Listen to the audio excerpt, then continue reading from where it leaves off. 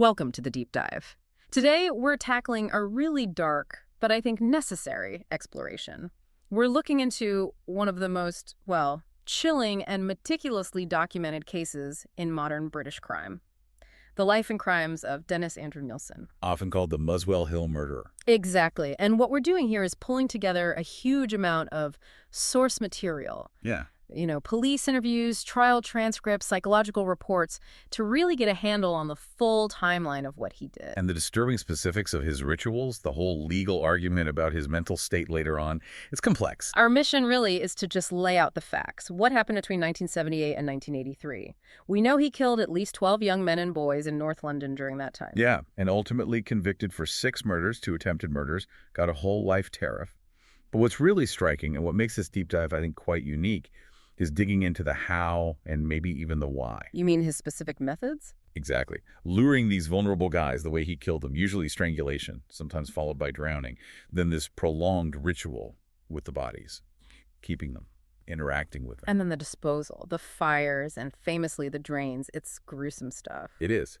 And what hits you straight away, looking at all this material, is the massive gap, isn't it? Between his public face, this ordinary, quiet civil servant, Diligent even. and the absolute horror he was creating privately in his own home. 2 homes, actually. Yeah, it wasn't like a sudden explosion of violence. This was sustained, ritualistic. Yeah. Seems deeply embedded in his psychology somehow. Absolutely.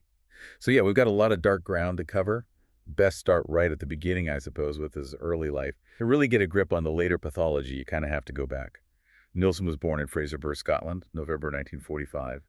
Parents divorced pretty early in 1948. He described his childhood as generally contented, though, didn't he, despite the divorce? He did, but it was massively shaped by one person in particular, his maternal grandfather, Andrew White.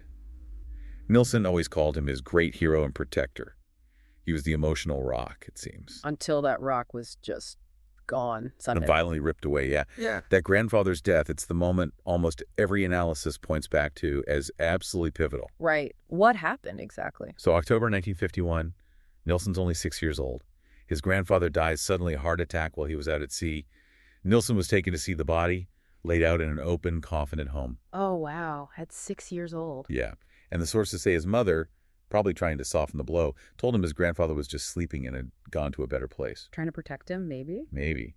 But Nilsen later said that image, the silent, passive body of the man he idolized, linked with this idea of peaceful, permanent sleep, that became his most vivid, most formative memory. So it cemented this link in his mind between death, passivity, tranquility even, a really warped connection. Absolutely. Stillness became associated with peace, but also with loss. And the impact wasn't straightforward. Why did it lead to such a withdrawal? Good question. It wasn't just sadness, was it? No, because that idea of sleeping and tranquility was kind of immediately contradicted by all the grief and chaos around him after the death. He became much quieter after that, withdrawn. He started pulling away from physical affection. Developed envy for his older brother, Olav Jr., didn't he? Yeah, saw him as more successful. The only real connection he kept was with his younger sister, Sylvia. It's like his inner world just started becoming way more important than anything outside. And there was another incident around that time, wasn't there? Something that reinforced this theme of death and peace. The near-drowning experience, yeah. Around 1954 or 55 at Inveralky Beach, he nearly drowned. And he recalled this initial panic just giving way to this powerful sense of peace, of calm, right before he was rescued. Wow. So that combined with the image of his grandfather. It just seemed to double down on this idea that ultimate relief, maybe even control, was found in this passive sort of non-living state. Okay, let's jump forward. He leaves home, joins the Army Catering Corps in '61. He's only 16. And surprisingly, he actually said this was the happiest time of my life. Yeah, the structure was key for him, wasn't it? The routine, the hierarchy, the external validation things he seemed to really crave. But at the same time, this period is when his inner life, particularly his sexuality, really started shifting. He kept his homosexuality completely hidden. Absolutely. Well, terrified of being found out. Yeah. Avoided communal showers, bathed alone, masturbated alone, which meant his entire sexual development happened purely in fantasy. And the sources are clear. These fantasies started off relatively, well, not criminal, but they changed fast. Initially, yeah, they were about a passive, slender young male partner. Pretty straightforward. But that need for control and that link back to the sleeping body, the tranquil body, it just took over. So the fantasy partner needed to be unconscious or even... We're dead. Yeah, Yeah. that became the requirement. And the real turning point, in terms of visually realizing these fantasies, was during his posting in Aden, Yemen, around 1967. Having his own room there was absolutely critical. Because it gave him the privacy for what he called visual splitting. What exactly was that? It wasn't just in his head. Yeah. It was a physical setup. He used a mirror, a freestanding one, positioned just so he could see his own body during masturbation, but keep his head out of the reflection. Right. Why? It allowed him to split his perception. He could see himself performing the act, being the dominant active partner, while simultaneously imagining the passive controlled partner in the reflection, which was, of course, his own body. So he was both controller and controlled object. That duality was essential for him. Absolutely essential. He needed to embody both roles in his fantasy. And he drew on some really specific dark imagery, too, didn't he? He did. The Raft of the Medusa, that 19th century painting, specifically the image of an old man holding the limp, dead body of a young man. Not just inspiration, then. No, it was like a blueprint. His deepest fantasy became being this dirty, gray-haired old man performing a cleansing ritual on a beautiful, young, recently killed soldier. It brought together the necrophilia, the possession, the cleansing idea from his grandfather's body. It was all there. It was the template for the rituals he'd later act out for real. Okay, so he leaves the island in 72 after 11 years. Corporal, that loss of structure seems to hit him hard. It really did. Straight back home, gets into a massive row with his family defending gay rights, ends up totally estranged from his older brother. So cut off from the army, cut off from family, he heads to London. Tries the police first, right? Metropolitan Police, April 73. Doesn't last long. Less than a year. He apparently realized his personal lifestyle, those fantasies, were completely at odds with his job. Couldn't reconcile being a copper with wanting to dominate and kill. But his next job, that provided the perfect cover. Civil servant. Exactly. From May 74 right up until his arrest in 83, he worked at job centers, specifically finding work for unskilled laborers. Colleagues saw him as conscientious, quiet, a bit of a loner. And that's the really chilling link we need to remember, isn't it? The guy whose job it was to help and find structure for vulnerable, often rootless men. Was the same guy who would prey on exactly that population. That compartmentalization. Maintaining that pseudo-normal face while the inner life was just this storm of violent fantasy, that's the absolute core of this case, isn't it? So the actual killing years, they're really split between two addresses in North London, aren't they? And his methods kind of evolved. Let's start with the first place, 195 Melrose Avenue. He lived there from 75 to 81. The killing started late 78. Right. He initially shared the flat with a partner, David Gallatin, but that relationship broke down. By late 78, Nilsen was living alone, drinking heavily. Very isolated. Which seemed to be the trigger. It amplified the need to make the fantasy real. And it culminated on December 30th, 1978, the first murder, 14-year-old Stephen Holmes. He lured him back. Promises of drink, shelter, standard method. But the reason he gave for the killing itself, it goes right back to that need for possession, doesn't it? That passive body idea. Absolutely. Woke up the next morning, Holmes was sleeping beside him. And Nilsen's thought wasn't relief, it was terror. Terror that Holmes would wake up and leave him. He actually said he was afraid to wake him in case he left me. Yeah. He decided Holmes had to stay with me over the new year, whether he wanted to or not. So he strangled him with a necktie, then, just to be sure, drowned him in a bucket of water. Making the victim stay.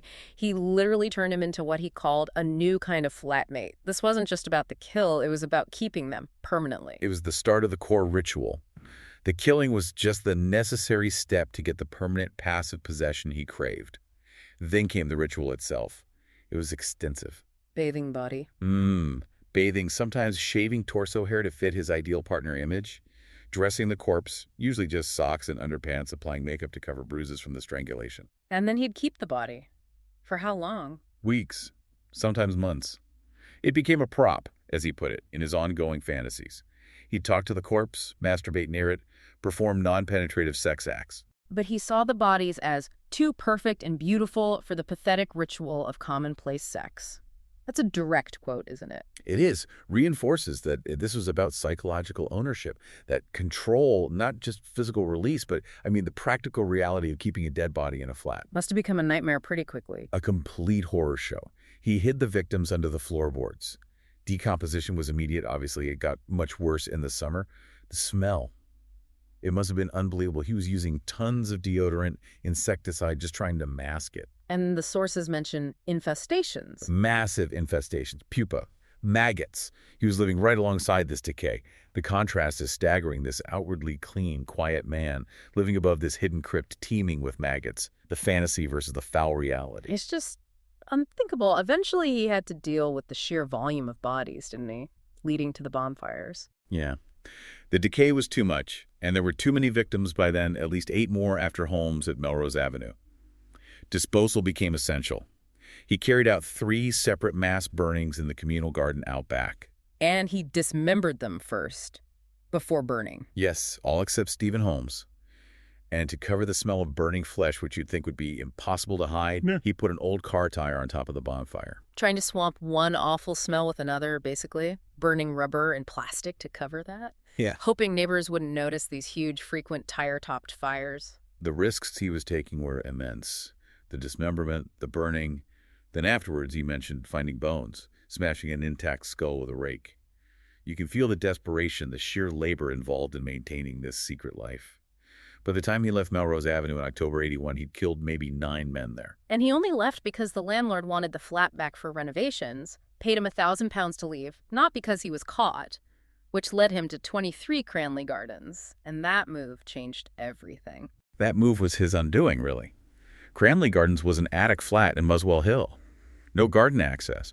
Crucially, no floorboards to hide anything under. So retention and burning were out. He had to switch methods. Which meant shifting disposal from fire to the drains, the domestic plumbing. A horrific change in logistics. How did that even work? It involved intense, grim labor.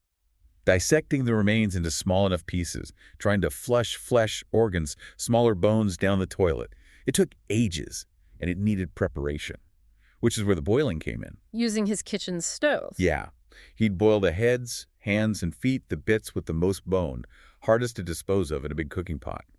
The idea was to get rid of the flesh, evaporate the internal liquids, blood, marrow, reduce it all down to smaller, less identifiable bone fragments that he hoped he could flush or maybe just scatter somewhere. Doing this in a small attic flat, the intimacy of it, the sheer effort, it's chilling. It really is. And he killed several more men there. John Howlett, known as John the Guardsman. His murder was different, wasn't it? Howlett fought back. Ferociously, according to Nilsen. March '82. Howlett apparently tried to use the ligature on Nilsen himself during the struggle. Nilsen barely managed to overpower him with an upholstery strap before drowning him in the bath. He even had Howlett's finger marks bruised onto his own neck for over a week. Shows how close he came to losing control there. Then Grant Allen later that year. September '82. Strangled him while Allen was eating an omelet Nilsen had just cooked for him, just mid-meal. And then the final victim, Stephen Sinclair. January 26, 1983. Sinclair was 20, a heroin user, had recently tried to kill himself. Nilsen noticed the crepe bandages on his wrists from that attempt. And he used them. In this final, awful gesture of twisted sentimentality or control. After killing and dismembering Sinclair, Nilsen used those same bandages to tie up the plastic bags containing the remains. He stored them in the wardrobe, a tea chest, under the bath. Using the symbol of Sinclair's own despair to seal his fate. Just grotesque. And it was trying to get rid of Sinclair's remains that finally brought it all crashing down. It's still kind of amazing, isn't it? A case with at least 12 murders spanning 5 years, 2 addresses, ends because of blocked drains. Not some brilliant police deduction, but basic plumbing failure.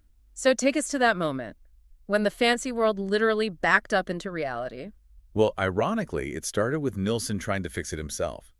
February 4th, 1983, he actually writes a letter to the landlords complaining about the drains at Cranley Gardens constantly blocking up. He complained about the drains he himself was blocking. Incredible nerve, isn't it? Anyway, 4 days later, a dino rod guy, Michael Catran, comes out. He manages to clear the blockage near the inspection cover outside and pulls out this stuff, a fleshy substance, small bones. He knew straight away it looked human. And Nilsen's reaction when Catran confronted him. That's the famous line. Catran showed him the stuff, asked what it was. Nilsen, cool as anything, just says, "It looks to me like someone has been flushing down their Kentucky Fried Chicken." Kentucky Fried Chicken. Unbelievable, but that bluff didn't last long. No, barely 24 hours. The police were called, obviously. Detective Chief Inspector Peter J. and 2 other officers went to the flat the next day. And the smell.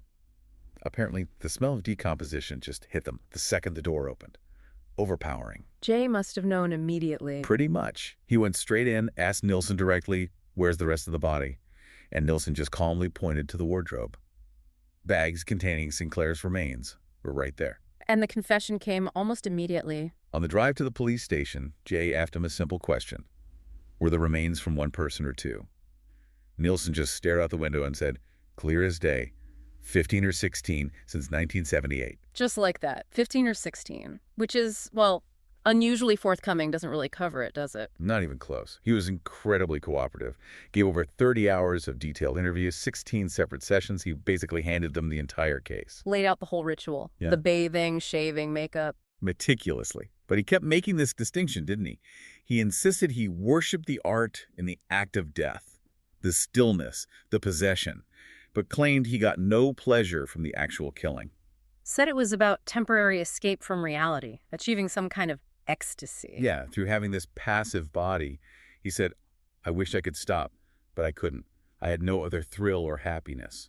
A desperate kind of justification. But all this cooperation, this detailed confession, it actually became the core of the trial defense, didn't it, at the Old Bailey in October '83? Exactly.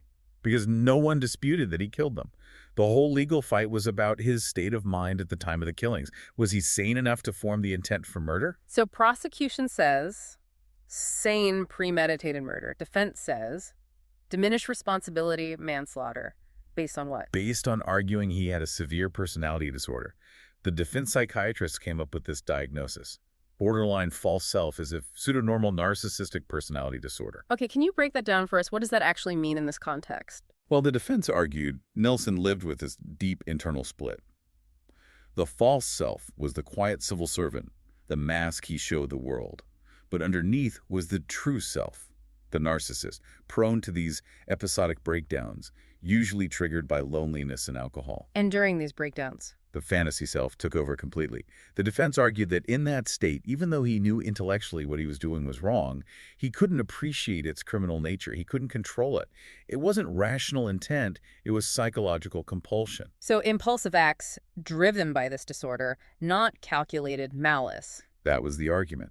They framed it as this desperate need for companionship and control. But the prosecution psychiatrist, Dr. Paul Bowden, he completely rejected that. Bowden argued Nilsen was just manipulative and rational. What was the prosecution's evidence for that? Bowden said Nilsen was perfectly capable of forming relationships, making decisions. The prosecution pointed to everything Nilsen did to hide the crimes, the bonfires, the boiling, the drain flushing, even the Kentucky Fried Chicken line. Actions that showed awareness of wrongdoing. Exactly. They argued these weren't the actions of someone out of control. They showed a rational mind that knew perfectly well his actions were criminal and needed covering up. He wasn't suffering a disorder of the mind in the legal sense. He was just morally abnormal, but fully capable of intent. And the survivor's testimony must have been devastating for the defense. Hugely damaging. Paul Nobbs and especially Carl Stoddard. Stoddar's story was incredible. He described being strangled, drowned by Nilsen in May '82, but then somehow he wasn't quite dead. And Nilsen realized. Yeah, apparently Nilsen saw his dog, Bleep, licking Stoddar's face, realized he was still alive. And in that instant, he switched. From killer to rescuer. He revived him. Revived him, put blankets on him, and then immediately concocted this elaborate lie, told Stoddard he must have accidentally strangled himself on his sleeping bag zip during a nightmare. Wow. That ability to switch instantly from murder to rescue to calculated deception. It completely undercut the out-of-control argument. It showed the jury he could control himself, he could think rationally, he could manipulate when it suited him. So the jury didn't buy diminished responsibility. No. After deliberating, November 3rd, 1983, they found him guilty. 6 counts of murder, 2 of attempted murder, life sentence, later made a whole life tariff in '94, meant he'd never get out. Despite that whole psychiatric defense, Nilsen didn't appeal, did he? No, he didn't. And later on, in his writings, he kind of admitted the Crown was right, that he did have the capacity to control his actions. But he reframed what the thrill was. Not just the killing? No, he said he got an enormous thrill from the whole process. The social seduction, getting the person back to his flat, the decision to kill, keeping the body, the disposal. He was fascinated by the entire cycle of control. And in prison, he spent time in Wormwood Scrubs, Wakefield, Full Sutton. He kept busy, didn't he? Intellectually active. Very much so. Did a lot of work translating books into Braille. He painted, composed music on a keyboard he had, wrote constantly letters, diaries, that massive autobiography. Maintained lots of pen pal correspondences. Still needing that connection, that validation, maybe, even if it was controlled through letters. Seems likely. He also gained a reputation for being difficult, always filing complaints. Vexatious litigation, they called it. The most famous one was about magazines, wasn't it? Yeah, in 2001. He took the prison service to court over them, censoring pictures in gay softcore porn magazines he subscribed to, like Vulcan and Him. Claimed it violated his human rights. The irony is pretty staggering, isn't it? Arguing over censored images when, Oh, well. quite. The case was thrown out, obviously, Yeah. but it just shows that constant need to assert control, assert his intellect, even over tiny things. But the big project in prison was his autobiography. Huge project. Started as 400 pages, apparently grew to over 6,000 pages of notes, and the title he gave it, The History of a Drowning Boy. Right back to that childhood near drowning and his grandfather's death, that idea of tranquil surrender. Exactly. And the core argument in all that writing, he basically stuck to the defense line, but kind of owned it. He talked about living two lives. The real life, which for him was the fantasy world of murder and possession, and the fantasy life, which was the normal-seeming civil servant job. Claimed he'd snap instantly between the two. Yeah, often using alcohol and music, classical or rock operas like The Who's Tommy, to get into this state of ecstasy, joy, and tears, as he put it. He framed the murders as seizing moments to overcome his own inadequacy by possessing someone passive. It was his final attempt to shape his own story, control the narrative. So how did it end for him? And what about the victims we still don't know? Nilsen died May 12, 2018. He was 72. He'd been taken from Full Sutton Prison to York Hospital with severe stomach pains. Turns out he had a ruptured abdominal aortic aneurysm. Died after surgery due to complications, pulmonary embolism, internal bleeding. Was there a big funeral? Hardly anyone. Very quiet cremation in June 2018. Just 5 mourners, apparently 3 of them were prison officers. The Ministry of Justice paid for it, about £3,300. And the unidentified victims. That remains the great tragedy here, doesn't it? It's the most heartbreaking legacy. He confessed to 12, maybe 15 killings. But the police could only ever formally identify 8 men. Because of the disposal methods. And who the victims were. Both. The burning, the flushing. It destroyed so much evidence. And the victims themselves were often so vulnerable, homeless, runaways, rent boys, young men on the margins whose disappearances might not have been reported immediately or investigated with urgency back then. Stephen Holmes, his first victim, wasn't even formally identified until 2006. Exactly. It took decades. It just highlights how many families might still not know what happened to their missing sons or brothers. That part of the story remains terribly unresolved. So if we pull all this together, what does this deep dive really show us? I think it's a stark lesson in the danger of the facade, the camouflage. Nilsen managed to keep up this front of pseudo-normality, the quiet, steady civil servant helping others find work while leading this incredibly detailed, horrific secret life built around necrophilia, ritual, possession. Right inside his own home. 2 ordinary North London flats. And the whole terrifying chain of events, from quietly keeping Stephen Holmes's body under the floorboards to desperately trying to flush Stephen Sinclair down the drain. Yeah. It all unraveled, not because his planning failed, but because of Victorian plumbing. Because a dino rod man found something that looked like Kentucky Fried Chicken. It really is a grim reminder, isn't it? That routine, structure, a quiet life, sometimes that's the perfect cover for the most monstrous inner worlds. Worlds built on trauma, twisted fantasy, and meticulous, terrifying planning. Hi. Okay, as we finish up, we want to leave you with something to think about, a connection that maybe ties the social and the psychological strands of this case together. We talked about Nilsen's job as civil servant helping unskilled laborers find work. And his victims were often exactly those kinds of people, rootless, unemployed, grifting young men, the very population he was interacting with professionally, offering structure by day and then utter domination, possession and death by night. It's a disturbing thought. It is. So consider this. How might his day job, which gave him knowledge of and even access to these vulnerable, easily missed individuals, have intersected with his victim selection? Did it enable it? Did it feed into it somehow? That chilling link between his mundane routine of offering help and his profound murderous need for absolute control. That's definitely something worth pondering long after this deep dive ends.